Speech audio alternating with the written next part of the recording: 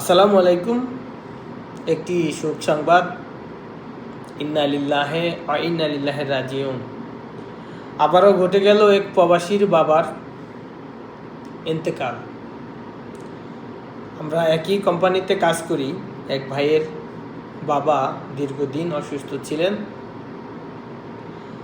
আল্লাহ পাক আজকে তাকে নিয়ে গিয়েছেন। আমরা ওনার জন্য দোয়া করব, আল্লাহ যেন ওনাকে জান্নাতুল ফেরদাউসের উচ্চ মাকাম দান করেন। প্রবাসে থেকে হাজার হাজার মা বোনদের বাবা মা আত্মীয় স্বজন পাড়া প্রতিবেশী এইভাবেই চলে যাচ্ছেন। আমরা দেখার মতো আমাদের তৌফিক হচ্ছে না। আমরা সেই অবাগা প্রবাসী। তো যারা এই ভিডিওটি দেশ থেকে দেখছেন, ইন্ডিয়ার কিছু মানুষ আমার এই ভিডিও দেখেন, কলকাতার। তো আপনাদেরকে একটা কথা বলতে চাই, প্রবাসীদের সাথে আপনারা বেইমানি করবেন না, গাদ্দারি করবেন না।